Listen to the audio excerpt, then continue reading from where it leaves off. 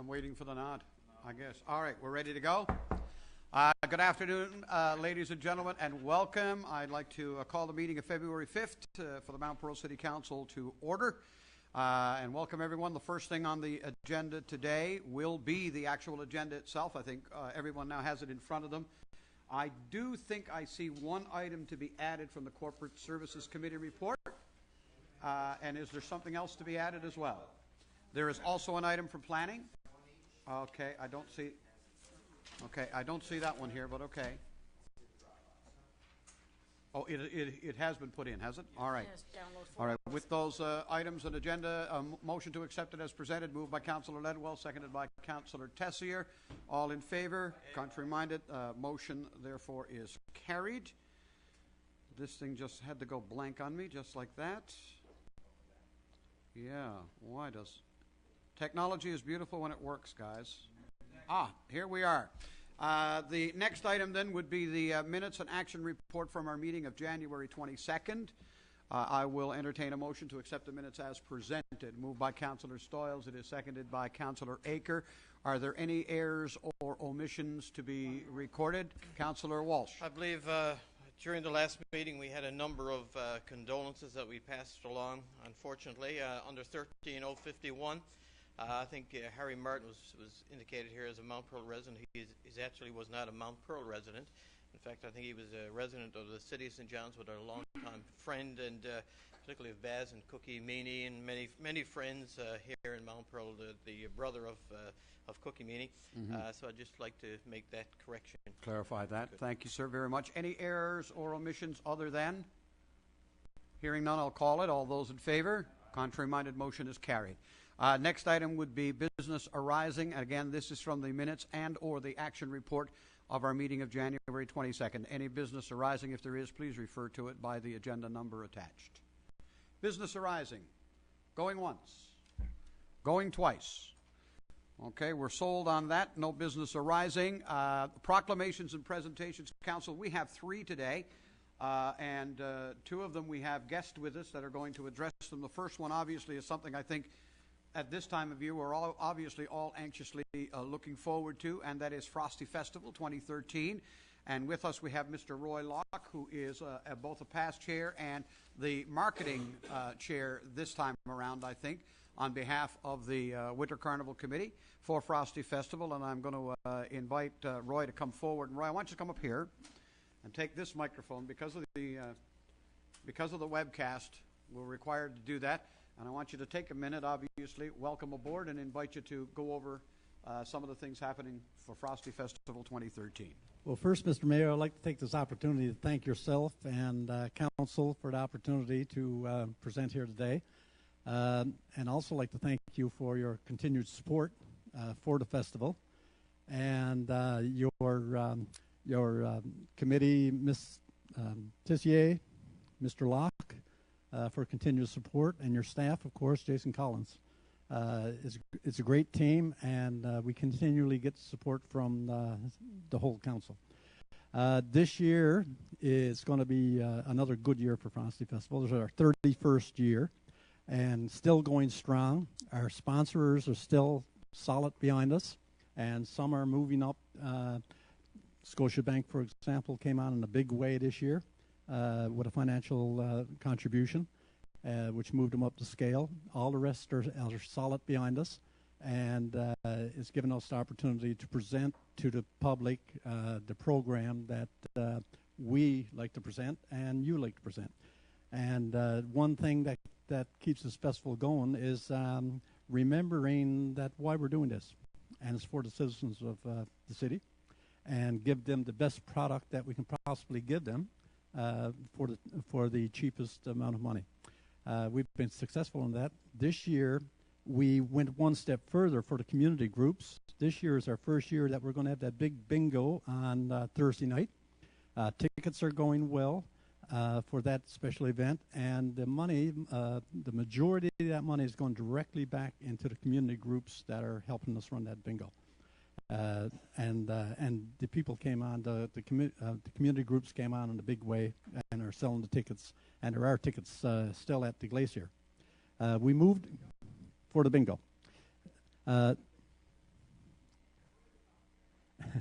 Yeah. Yeah.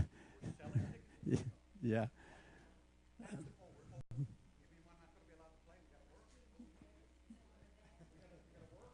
We, yeah. When you show up, yes, we put you.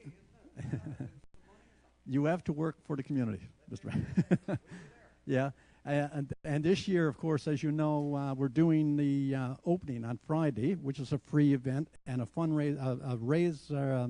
raiser for the food bank. All we're asking for is someone to bring unperishable item, and we'll get that directly to the food bank. This year, we're gone completely different by offering a complete Irish show, and I'm expecting some good things coming into there. What's not on the agenda, and she has signed up, Shelley Neville is going to be performing, and Kelvin Powell is also going to be there. And what they're going to be doing is, in addition to the dance, which Sean Silver and his group are going to perform, they'll perform some songs on the upper side of the Irish music. So it's going to be a lovely night, and it shouldn't be missed, because the entertainers that are coming to that show may never get together again. It's one of these things that we put together and put it out to the music community, and they came in a big way to going to put up the best show that you can possibly see in this area. The Dinner Theater is almost sold out, almost gone, just a few tables left. Spirit Newfoundland going to cook us up a big meal on that night. The closing dinner and dance almost sold out. So the residents like the product that we're putting out there, and they're coming on strong. So we encourage the people that haven't got their tickets yet to get up to the Glacier and get those tickets picked up.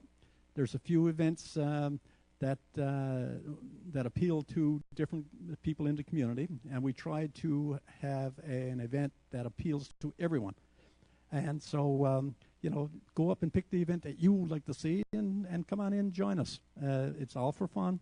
We're all here to have a good winter event, and the biggest event in Newfoundland and Labrador, and probably east of Quebec. And it's all thanks to all the people, the sponsors, and the community that support us. So, and all done by volunteers. So, come on and enjoy the night, whichever night you pick, or all the nights. It's up to yourself. But again, thank you, Mr. Mayor, and thank Council.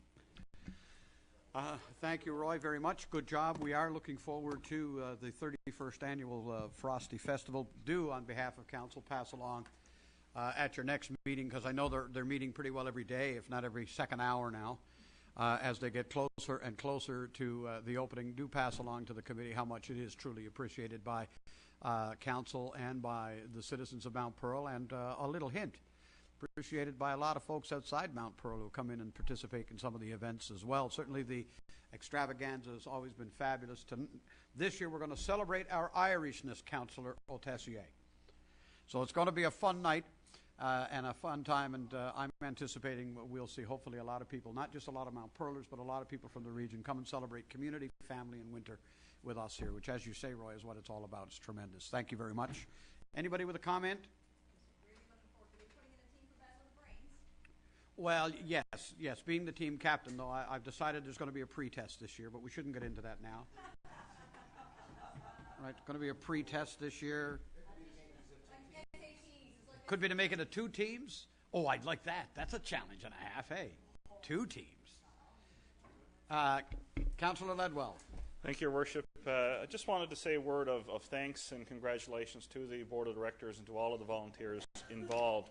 You know, when we get into a situation where we have 10 days worth of events and we're talking about publications like the Frosty Festival booklet, news conferences, and all the sponsors involved, it's certainly easy to forget sometimes that this is a festival run, as Roy says, all by volunteers. Mm-hmm. And we're talking about a large event that's, as you say, that attracts people from all around the region, and certainly we'd be remiss if we didn't thank and congratulate the Frosty Festival Board and all the volunteers from all the various community groups involved. They've been meeting since last spring, I guess, Roy. So, certainly a word of thanks, if you could pass that on behalf of the city to the members of the board and all the members of the community groups, I think that'd be well said. Thank you, sir, very much. Anyone else before we move along? Nothing else? Okay. Thank you, Roy, very much. Our next presentation, Council, is a presentation regarding a very important annual initiative here in the country, really, but also here in Mount Pearl. And that is the proclamation of February 3rd through to the 9th as White Cane Week. And here with us this afternoon we have Mr. Art Norris, who's in attendance. And Art is going to address some of these matters with us. But first, what I'm going to do, Mr. Norris, is read the proclamation into the record and sign it. And then I'm going to invite you to come up here to the front and perhaps address City Council and give us some idea on both the importance and some of the things associated with White Cane Week 2013. The proclamation reads as follows. Whereas the first week of February 2013 is recognized as White Cane Week, and whereas White Cane Week aims to remind all Canadians that the traditional white cane is a symbol of independence, not dependence, and that a lack of sight is not a lack of vision.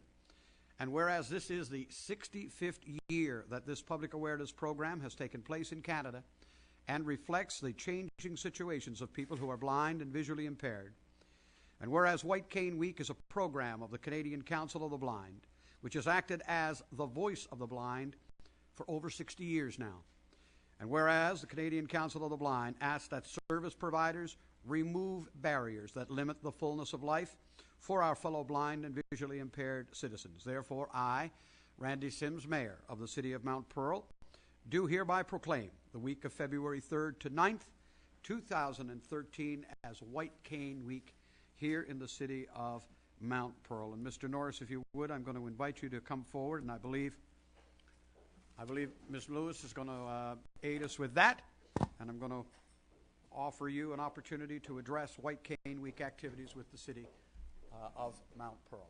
We're just going to get you to stay right there, Mona, if you would. They're on both sides of you as you turn around. As you turn around. Yeah. Okay, thank you. You turn around 90 degrees. Okay, go back a little tiny bit. Yep. On behalf of the Canadian Council of the Blind, I would like to thank you for proclaiming the first week of February as White Cane Week in the City of Mount Pearl. As stated in the proclamation, the white cane has become a universal symbol of blindness. But not only is it a symbol, I mean, it's really with this little stick, as most laymen call it, blind persons have been able to achieve some form of independence and have been able to venture forth into the world.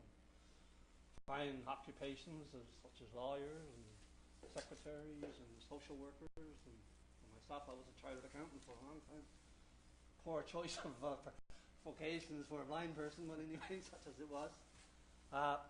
During this week of February the 3rd, there are a number of events that have been planned by the Canadian Council of the Blind, and it's mostly for allowing blind people themselves to celebrate the achievements of the last 65 years in terms of addressing issues of blindness as it relates to the Canadian Council of the Blind.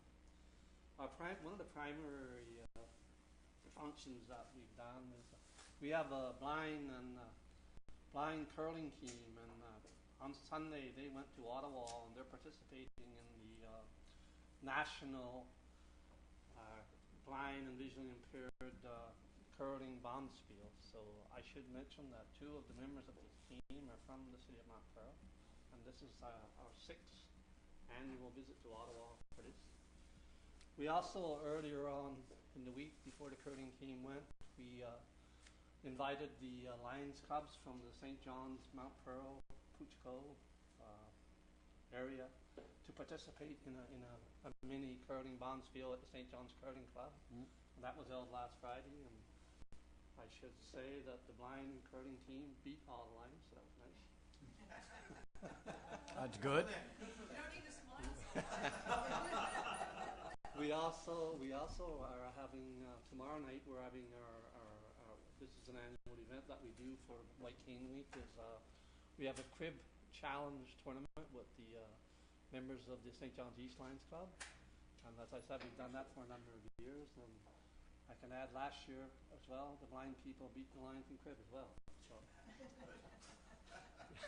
You guys are, I just got a feeling you guys are good at this stuff. we're not as inadequate, I guess, if you want to use that word, as some people may think.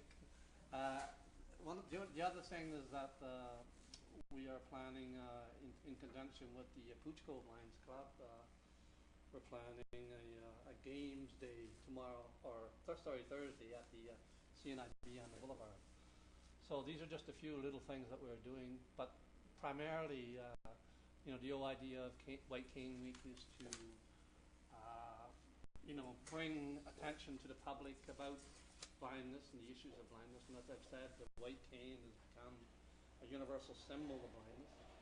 But not only is it a symbol, I mean, with this stick, that blind people have been able to find a certain measure of independence, self-assurance, and self-confidence, and they've been able to go out and participate in society and be useful members of society. So I think it's quite an achievement. And once again, on behalf of the Canadian Council of the Blind, thank you very much for making the proclamation of White Cane Week here in the city of Mount Pearl. Thank you. Thank you, Mr. Norris, very much. Appreciate it. I will say, Mr. Norris, that if there can be no finer example of both that confidence and that independence than yourself. And we're honored to have you here in our chamber with us this afternoon to promote the event, to promote the week of February 3rd as White Cane Week here in our city. We trust that your example, and we trust that the examples we see throughout Mount Pearl will be examples of those who aid our visually impaired citizens to actually achieve and become, as the old line says, which is always appropriate, to be all that you can be. Now, I had the pleasure, not to do curling, but I had the pleasure to watch this summer at the putting practice green at Glendenning Golf Course, a group of visually impaired golfers teaching a putting lesson. And I could have really used it. They have this little... Not just on that day. No, pretty well every day. They have this little thing that makes a noise that gives them that allows somebody who's blind to actually identify where the hole is and how far away it is, and they putt quite accurately. It's pretty amazing. They hit a golf ball well, play the game well, and do well. And so to Mr. Norris's comments, I think it's indicative of the white cane represents not disability but ability. It represents independence. And hey, well done. Anyone with a comment? I just have a question. Councillor Tessier. Mr. Norris, are you planning on putting a team in at Battle of the Brains at Frosty Festival? No, we're not going to allow you. No, they'll beat us. Absolutely. Hey. All right, yes, because we need all the teams we can get now, right? Though every year the Battle of the Brains grows every year too, so that's good. They moved the venue this year, though. Because they had to make it bigger, yeah, absolutely. Thank you again, Mr. Norris. Any other final comments before we move on? Hearing none, we will move on. Council, we have one more proclamation that we have to sign today. We don't have anyone to address it, but it is a proclamation that we have had the honor and privilege of signing for many years here in Mount Pearl. The proclamation is about Heritage Day 2013, and this is sponsored by the Newfoundland and Labrador Heritage Foundation. It reads as follows: whereas the third Monday in February is recognized provincially as Heritage Day, and whereas Heritage Day is a time to reflect on the achievements of past generations and to accept responsibility for protecting our heritage, and whereas our citizens should be encouraged to celebrate Newfoundland and Labrador's uniqueness and to rejoice in their heritage and environment, and whereas in 2013 the residents of Newfoundland and Labrador will celebrate their rich and diverse heritage, therefore I, Mayor Randy Sims, on behalf of the City of Mount Pearl, do proclaim Monday, February 28th, as Heritage Day, the last day of this month, and call upon all citizens to celebrate the richness of our past and the promise of our future. With that, I will affix my signature on behalf of Council, and Ms. Lewis, I'm hoping that you'll be able to get a copy of the proclamation back to the Heritage Foundation. Anyone with a comment? Hearing none, we will then move on up to committee reports. If this thing works like it's supposed to, and it will, the first committee report today is Public Works. Councillor Walsh. Thank you very much, Your Worship. The first few pieces of business are actually tender calls. The first is for a 1 6-foot man lift that we require for various tasks for our staff throughout the city. I don't think we currently have one, an inventory at all of man lift, do we not, Mr. Antler? We don't have one right now, do we? No, none of that sort. We had 3 bids, and we're recommending that the tender be awarded to the low bidder for $61,981.63, and that is to United Rentals, and I so move, Your Worship. It is moved and seconded by Councillor Tessier. Any question or comment? All those in favor? Contrary minded, motion is carried. The second tender call was for 3 4x2 full-size pickup trucks. There were 3 bids, Your Worship. I just want to explain. 2 of the 3 bids did not meet the specifications. When we order pickup trucks, we sometimes have to order trucks with weight specifications. In fact, we almost always do. They may be a 1-ton truck, and in this particular case, these were the heaviest full-size trucks that we normally use, and they have to be able to carry things like sod or soil, or in some cases even rock. And so we have to have a minimum specification, and that was provided to all of the bidders. And in this case, we only had one qualified bidder, Terranova Motors, and their bid for the 3 vehicles was $92,344.73, and I so move. Moved, seconded by Councillor Tessier. Questions? All those in favor? Contrary minded, motion is carried. And the third one is for another 4x2 1-ton pickup. Again, I'm just noting the various sizes, and the size reflects the different uses of the vehicles, obviously. We had 4 bids on this particular vehicle. We're recommending that the tender be awarded to the low bidder for a total of $32,621.93, and that low bidder was Hickman Motors, and I so move. Moved, seconded. All those in favor? Contrary minded, motion carried. And the last of these tender calls, Your Worship, was for a multi-purpose tractor. We had 2 bids. The low bid was $134,583,000, and it came from Saunders Equipment, and we're recommending that we award to the low bidder for that price, and I so move. Moved, seconded. Questions? All those in favor? Contrary minded, motion carried. The only other thing I want to mention, Your Worship, as normally this time of the year we give a little bit of an update on the winter snow clearing and other related operations. I just want to mention 2 things very, very briefly. We're continuing, obviously, to get snow, and there's some forecast for tomorrow, and there's, I think, a fairly heavy snowfall warning being issued for Saturday, which will add something, actually, to the Frosty Festival. Yeah, it is. It's the typical storm.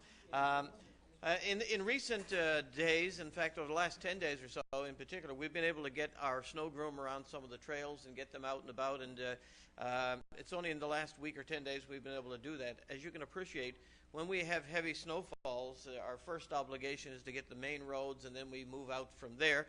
And then, of course, clearing the sidewalks, particularly in school zones and on some of the main thoroughfares throughout the city, and then we spread out from there, depending on the conditions and the time.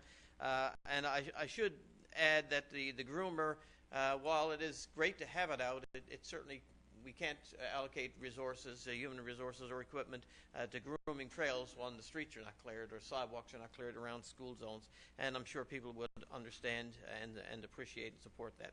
Other than that, there's no action or motion attached to that. I just wanted to provide that for information. Just a normal, the normal things need to be said in terms of snow tomorrow and Saturday. Please keep the vehicles off the street, and please keep the snow on the banks. Don't take the snow and put it back out into the streets. Our crews have been doing a great job, and thankfully, and we are appreciative of this, there's been a little bit of a reprieve between storms, so we do get an opportunity, quite naturally, to actually get cleaned up. We lost a lot of snow. But we've had a lot of snow. In fact, the deputy mayor and I were chatting just before council. This is sort of reminiscent of the older type winters, except the storms seem to be more frequent, and the wind velocity in particular is really, really high. So we're dealing with it fairly well. It's certainly testing the carts and all of that sort of thing, the garbage carts, but we're doing fairly well with it and staying ahead of it, and with the cooperation of residents, we'll continue to do that throughout the winter. Thanks very much, Your Worship. Thank you very much. Prompts the question: hearing anything about carts blowing away or anything like that? I haven't received any calls myself personally. Are we having struggles with them? Fall down in the wind, but you know something, I find once they're on their back, so to speak, they don't blow down the street. Yeah, they're not sliding out into the street or anything. But we're not seeing a lot of that happening, are we? I mean, you don't want these things falling out in the street all Well, over the last place. few days, I think, Your Worship, once you get winds over 100 kilometers, there's a far greater likelihood that you're going to have some of that. And, of course, we know that sometimes the carts are actually, when they're being replaced at times, they may tip. The operators do their best to try to ensure that doesn't happen. But I think when you get extreme conditions like we've had the last day or two, I think it's fair to say that you're going to get an extraordinary number of carts that will tip. But I think the good news, as Councillor Aker pointed out, mostly when they fall, they don't move after that. If they happen to topple over, they're not a nuisance. They're not a problem for traffic, or they don't impede anything in terms of our operations. It may be a little bit more uncomfortable or exert a little more energy to try to get them up and bring them back to where they came from in terms of the residents' homes. But they still continue to work extremely well, and we're quite pleased with them in the winter conditions. And this is about as good a test in terms of winter As you're going to get, I think. you're going to Yeah. get, I think. I think that's fair to say. I've had a few, Your Worship, that just said they, 2 or 3 tipped over on the street, but again, it hasn't been abundant. No, I have not received a call about it, which I find interesting at this point in time. Though I did engage in a conversation about them on the weekend with some people who actually live in attached housing who were vehemently opposed to this program, who have come to appreciate that they no longer, because they're in attached housing, they used to always have to keep the garbage in their house till it was garbage day. They had to find a closet or a basement, and now all of a sudden they can just take the white bag instead of a green one and fill it up and march it out and drop it in the thing. They have been converted to that way, I think. So, it's all positive, I think. Yeah. Councillor Tessier, a comment? Yes. Well, before I start my report, I did want to comment on that. I mean, we've had winds considerable enough to blow eavesdrops off of homes and do roof damage. So it's not unrealistic to expect that a garbage bucket is going to tip over Might, yeah. in the wind. And I certainly, I don't expect that we'll be inundated with concerns about it, because the nature of these winds has been extraordinary, for sure, to say the least. And Absolutely. I know my neighbor's cart blew over. I picked it up. It was the easiest thing in the world, because they're really not heavy. If they're empty, they're certainly not heavy to pick up. If they've blown over, they're really quite If they're light. full, they won't blow over. Yeah. They're full. No, and that's just it. They're pretty stable. That's just it. But anyway, it's when we have infrastructure damage happening, it's just not unrealistic that we're going to lose, or the garbage carts are going to blow over. All right, we are up to you may as well stay on your feet. I'll The just stay on my Community feet. Services Committee report. Chair, Councillor Paula Tessier, floor is yours. On March the 1st of this year, we have the 24th annual Focus on Youth Awards program and banquet. The deadlines for nominations is March the 1st, or what did I say, May 15th, sorry. May 15th is the actual Focus on Youth Awards. And the deadline for nominations is March the 1st. So we're encouraging all organizations to get involved, make nominations in as many categories as possible to, of course, recognize the exceptional work and talent and creativity and efforts of our very talented and gifted young people in Mount Pearl. Of course, if there's any question or concern, or anybody wants to know more about the program, they can contact Gary Fraser at 748-1010. They can certainly contact City Hall and look on our website as well. I'm sure the information would be there as well. This is always a beautiful event, and we're really proud to highlight the achievements of our young people, and of course of the adults who work with young people as well. This is a beautiful event. I encourage so many people, if they don't know about it, go online, find out about it, ask about it, come to the event itself. It's really spectacular, and we're really proud of it. And that is for the information of council and the public. The Mount Pearl Sport Alliance is requesting their first installment of their 2013 operating grant in the amount of $87,000 as part of our MOU agreement with them. This covers the cost of administration, travel, and hosting grants, and we are recommending that council approve that first installment of $87,000, and I so move. Moved by Councillor Tessier, seconded by Deputy Mayor Locke. Questions or comments? All in favor? Contrary-minded? Motion is carried. and the Seniors Independence Group in Mount Pearl, a very, very active and vibrant group of senior citizens that we all know and love, and it's a growing group, and we're delighted to say that as well. They recently had their AGM and election of officers, and we want to announce that their new board is as follows. Their past chair is George O'Brien. Their chair is Shirley Boone. I believe she just served as chair as well. So their first vice chair is Nancy Noseworthy. Second vice chair is Doug Babstock. Secretary Elsie Chafe. Treasurer Ruth May. Directors, there are 5 of them: Polly Dyer, Sally Seward, Sam Skinner, Rhonda Hines, Maureen O'Brien. And of course, all of these names are very, very familiar to everybody on council, and certainly to many people in Mount Pearl, because of their outstanding work with this stellar organization. So we want to congratulate them and their board on a successful AGM, and we know that they're going to have a really wonderful year as well. I think on behalf of council, we should send out a little congratulatory note to all the members of the board. The women are outnumbering the men. We're starting to get a few men in there, which is good. The way God and nature intended it. And that is it, Your Worship. Oh my, No comment. Like nature intended. No comment. Corporate Services, Deputy Mayor Locke. Shocking. Skate over that one. No, I'm not going to touch that one, Your Worship. And I was going to do a second. I'm doing a second take this meeting. Every time I look down past our Madam CAO, I see this guy with the tan, and it's catching my eye every time I look down. I'm saying, "Who's the guy with the tan?" You know. Looks Anyways, healthy, good to doesn't see he? you back, Mr. Yevchek. He looks healthy. Look forward to hearing about your travels. The first on Your Worship is a request for tax consideration for charitable organizations. There's 10 listed there, and these are all in accordance with Council's past practice, and I move that these amounts be accepted as presented. It is moved and seconded. Question or comment? All those in favor? Contrary-minded, motion carried. The next item, Your Worship, is a grant request from Visions Employment Incorporated. The committee is recommending approval of 100% business tax exemption for Visions Employment for 2013 in the amount of $2,268.03. And again, this is in accordance with Council's policy for charitable organizations. Just to note that in previous years, Visions Employment used to receive a $500 grant, in lieu of their business tax exemption, and this is the first year that they've requested 100% business tax exemption due to changes in their funding arrangements, and I so move. Moved, seconded by Councillor Aker. Questions or comments? All those in favor? Contrary-minded, motion is carried.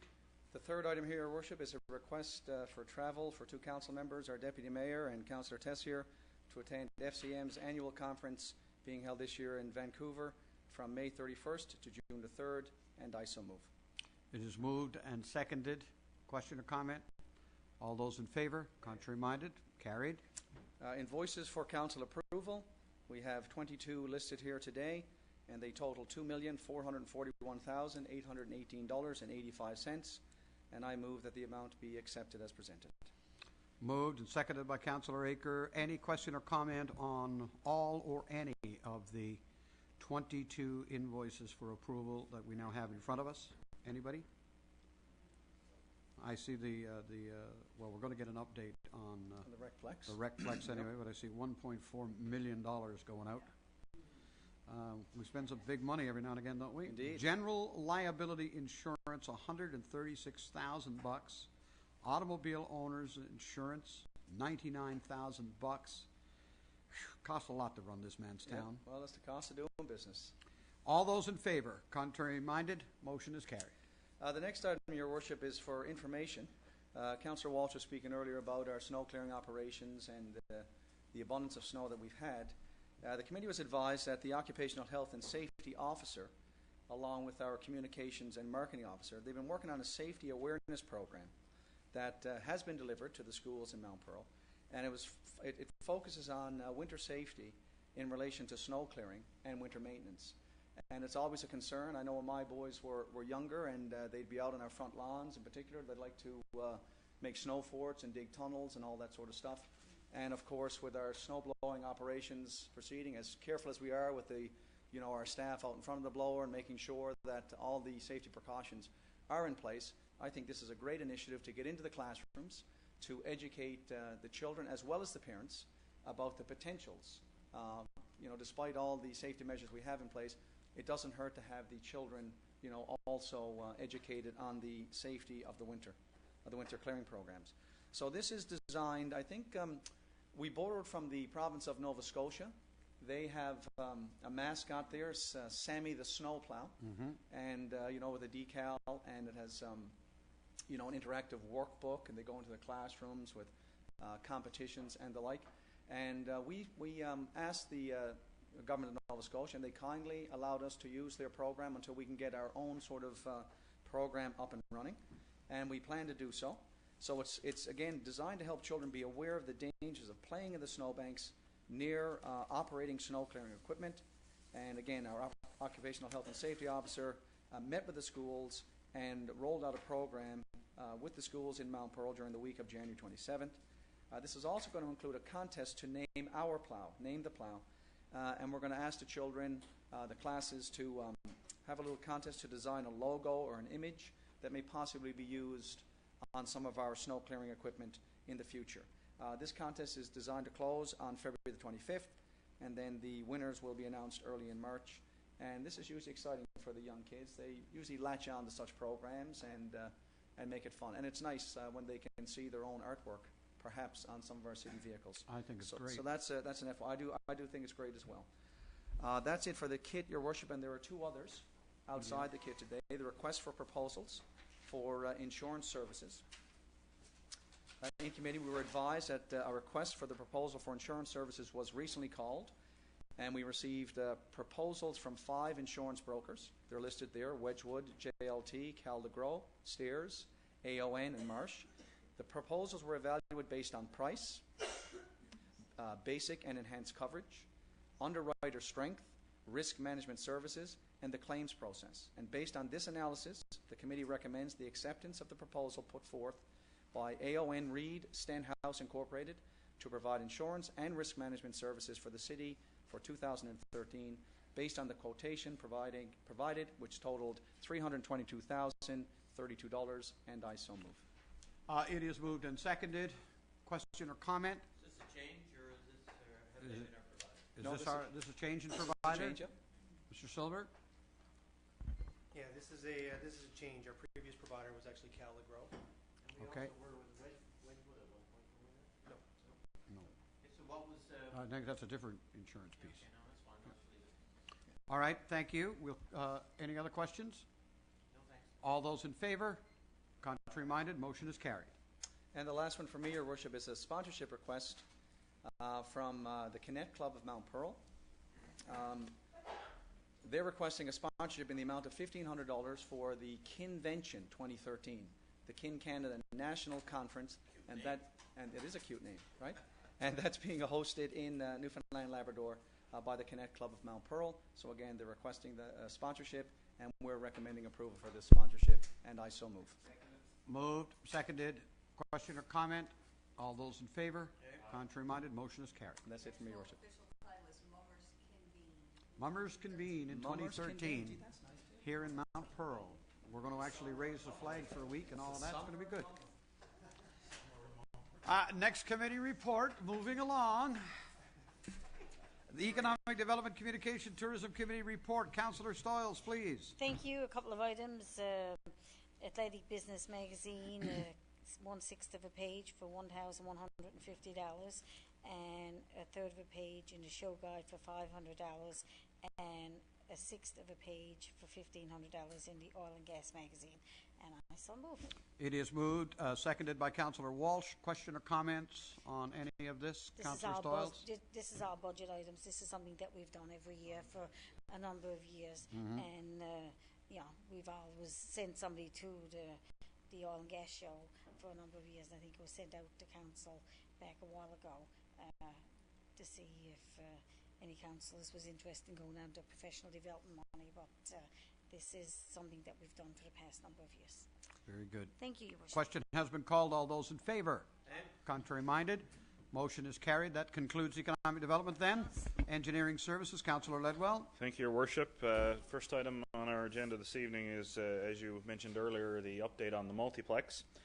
Certainly, we did have a little bit of damage to one of our light poles up on the new parking lot of Phase 1 up on Olympic Drive. It was Already? Yeah, it was actually due to a little bit of a mishap with our snow clearing, but the good news is that the damage has now been repaired. A new light pole has been installed, and the fixture has been repaired, so we're good as new once again with our light posts up on the new parking lot.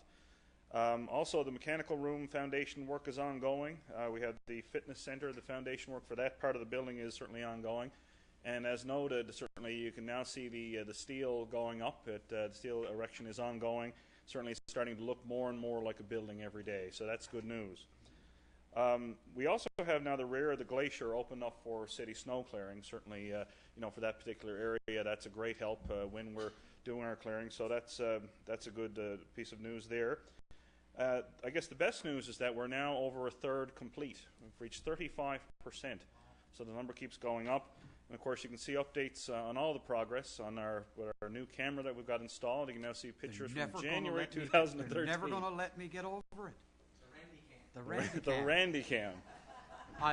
By the way, I like that. There you go. Let's use that. Randy can, not Randy. The Randy Cam.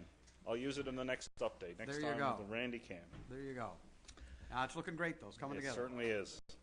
And speaking of buildings that are looking great as well, we've got our softball building coming along very well down at the Team Guju complex. The main floor is now 90% complete.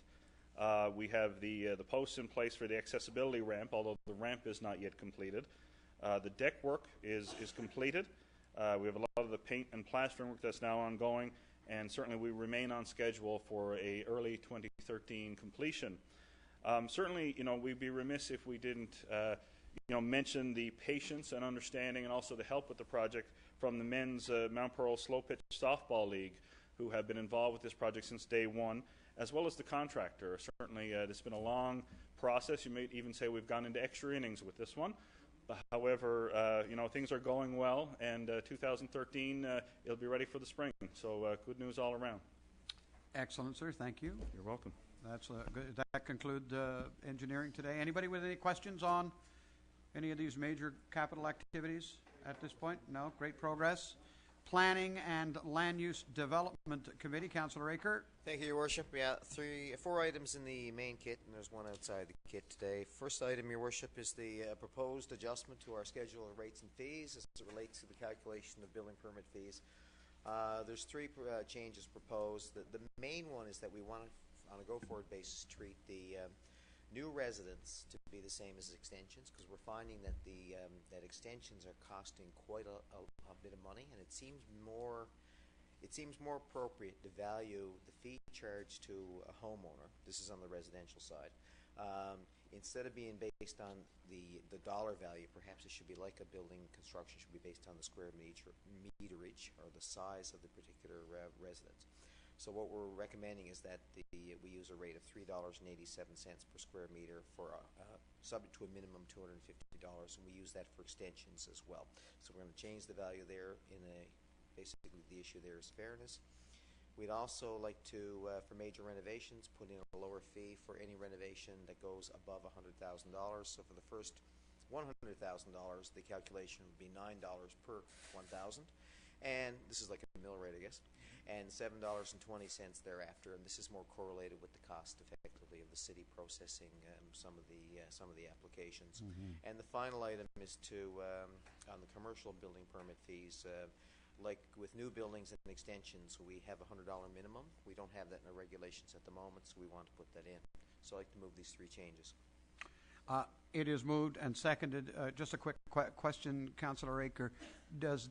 These changes, as they are envisioned by the department, and I appreciate why it's being done, do they represent being, for the want of a word here, revenue neutral?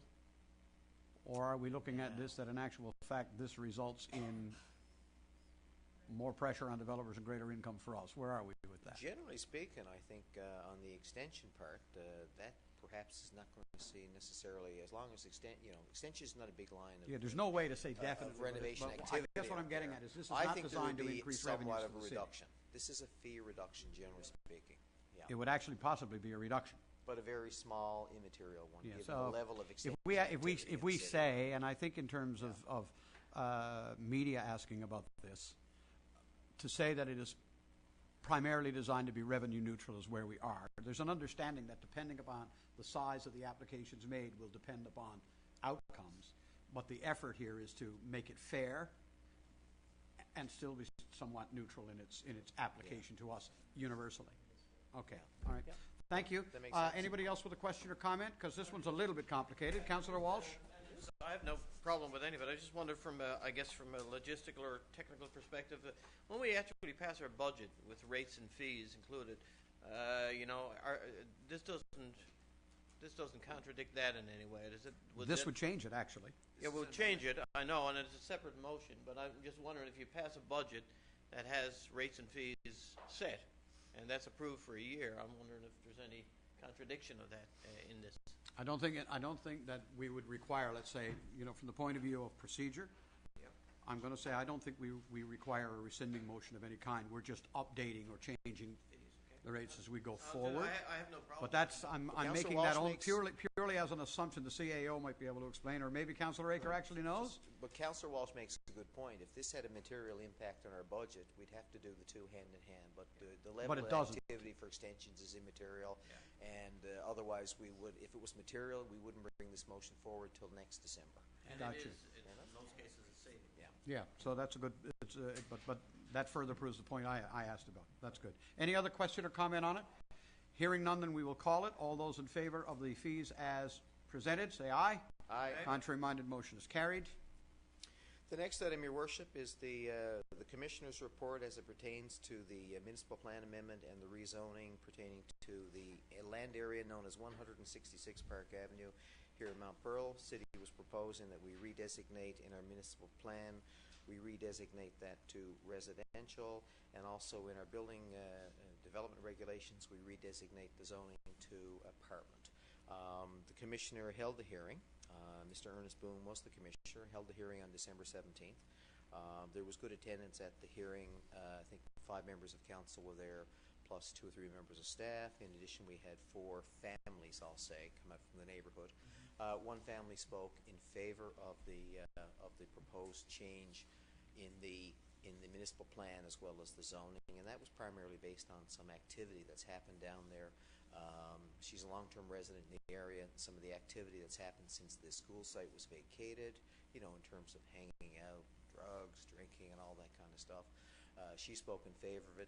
3 other neighbors or family members in that area, they spoke against the proposal. Their main concerns typically were to do with the size of the proposal. It's too big. They'd prefer to see it a smaller number of stories. They'd prefer to see the development go ahead as housing as opposed to apartment building. I think there was also some issues with the trees and that. The Commissioner basically is recommending, without any exceptions, that we proceed with this amendment. And I'd like to just, I can't speak on his behalf. I'd like to read, for Council's benefit, sections 26 and 27 of the Commissioner's report, and that his mandate was restricted to reporting to Council on public opinion and concerns regarding the proposed amendments, and that he had no mandate to consider or make recommendations with respect to the wisdom or utility of the proponent's development application. In other words, the mandate of the Commissioner was to look at the zoning, not necessarily to look at the building. But naturally, from the resident's point of view, and from our point of view too, you've got to look at the zoning and the municipal plan within the lens of the building that's proposed to go there. Right? But the Commissioner in point 26 is clarifying exactly what his mandate was. And then in point number 27, he goes on to say that most of the speakers that were there did not object to the municipal plan amendment or the zoning amendment. The issue is really to do with the building. Now that will come up later on Council's agenda when there's a development application, I guess, being processed for the piece of land. But essentially, basically, he says there was no clear evidence that anybody who attended the hearing was against the rezoning. And from that perspective, he reached the conclusion the Council should proceed with both. I'd like to table the report and move that we process Municipal Plan Amendment number 3, 2012, as well as Mount Pearl Development Regulation Amendment number 8, and I so move. Moved, seconded. Questions or comments? Hearing none. All those in favor? Aye. Contrary-minded, motion is carried. Development permits for January 21st to February 1st, 2013. Permits number 3 through 6 are there. I might note that the fitness center on Topsa Road is not the one that was previously occupied. It is further to the west of the city, on the corner of, I believe it's Kenmount Road and, no, to the west, on the corner of Kenmount and Topsa Road, essentially. Yeah. So I just wanted to make council aware of that, we Okay. don't have another situation on our hands here. This proponent has actually applied to occupy and develop the business there at the said location, and I so move the permits. Moved, seconded. Question, Councillor Stoyles?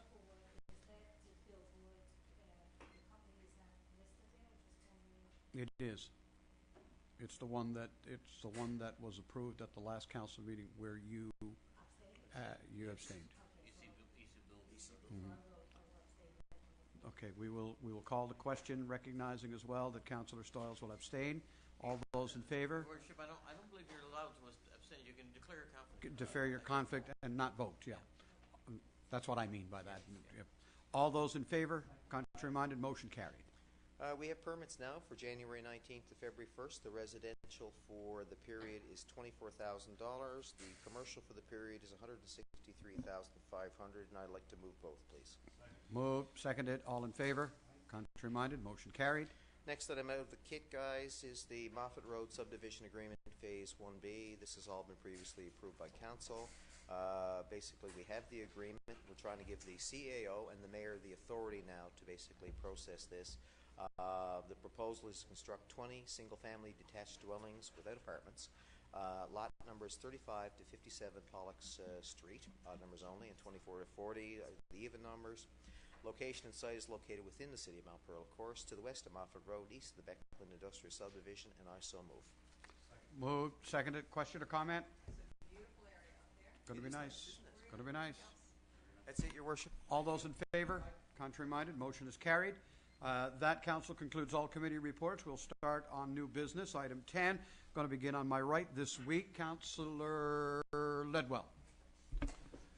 Thank you, Your Worship. I'll be very brief. Just wanted to make mention of the Mount Pearl Sport Alliance awards and Hall of Fame inductions. Of course, all of council attended that, and it was another nice evening. I'd like to congratulate the Alliance, their business manager, of course, Mike Bogdan, and their chair, Roy Locke, for putting off another fantastic evening. Congratulations to all those who were inducted and all those who won awards, and in fact, all those who were nominated. Certainly, we're very proud of all of the success that our athletes have achieved, both past and present, and certainly a wonderful night to be a part of. So congratulations to the Alliance and all the winners. Thank you. That's everything. Thank you very much. Councillor Walsh. Yes, Your Worship, just one thing. Late this afternoon, and I think we all received an email from the Canadian Council on Rehabilitation and Work. Their acronym is CCRW. About a scholarship. I'd like to make sure that we forward this to our school counselors for sure. It's a $2,500 scholarship. Basically, the criteria or eligibility, you must be a person who has some sort of long-term recurring disability, usually limited or expected to remain with you for a significant period of your life, if not for your entire life. But this is a tremendous scholarship, I think. I don't remember seeing it before, but I'd like to ensure that we get this in the hands of our school counselors and make sure the schools are made aware of it. I'm sure we have some youth. Today we referenced, I think, we had a proclamation from the CNIB and we referenced vision employment. We do a lot of good work in the city to try to support people who have various kinds of challenges, and this is one that, particularly a high school student in the final year would be able to avail of, and I'd like to see people take advantage of it, or at least be aware of the fact that it's there and available. The other thing I want to mention, Your Worship, a very hastily called meeting last week I attended with the Regional Fire, the Director, Mike Dwyer, and also Councillor Danny Breen. We met with the Town of Paradise this evening. They're going to be making an announcement in Paradise at their council meeting as to whether or not they're going to be joining the Regional Fire Committee, or they're going to be joining forces with CBS, whatever choice they make. But obviously it'll be an important decision for them, and it will have ramifications depending on the outcome for regional fire as well. And I just wish them well in their deliberations and their decision making tonight. Thanks very much. Thank you very much, Councillor. Councillor Stoyles. Thank you very much, Your Worship. First, I wanted to mention that I attended the grand opening of FMC in Donovan's. Mr. Jerry Mayo is the manager in there, and the building is quite nice. They have a 3-story building with room to build another 3 to 4 stories. And I arranged a meeting for you, Your Worship. I'm wondering if you managed to get in and do a tour of the building. I did. They have a big tank in there for doing all kinds of. They service the oil and gas, and I have to say it was quite an afternoon of entertaining and they had quite the show, and they have over 60 staff in there now, and it looks like they're going to be having over 100 staff. 137, I think, is where it's going. They said it was going to be a little over, yeah. Oh, it was quite impressive, the size of the building, and that they were down at the dockyard for a number of years, and they were here apparently in Mount Pearl, and they moved to the dockyard. Now they're back to Mount Pearl where they call home. And I don't know if you want to mention anything during your tour in there, Your Worship, or? No, it was fine. Mr. Mayo was a tremendous host, and they have quite an exciting vision and business plan for the next 8 years of activity that they anticipate undertaking with Mount Pearl primarily as their center of operations. So it's very good. But needless to say now, got lobbied. As I think all of us are aware of about a situation with a roadway and a private lane and so on. So all of that came into play. But they want to use the access. An intriguing business, a wonderful operation, and it's all part of the oil and gas play in our province once again. Excellent. The other thing I want to mention, Your Worship, is the Church of the Good Shepherd. Of course, they do an Arctic chair. And this was their 25th anniversary, and they had a lovely tribute to Garfield Warren. Of course, Garfield was a former councillor here at the city, and Garfield was the one who started the Arctic chair, and they had a lovely tribute to him. All his family members played and was the entertaining during dinner. And I wanted to say hats off to the church for their event, and every year, besides the church, a fundraiser for the church, the past 10 years they've given away $1,000 to another charity. So it's great to see it's not only for themselves, but they're giving it to other charities as well.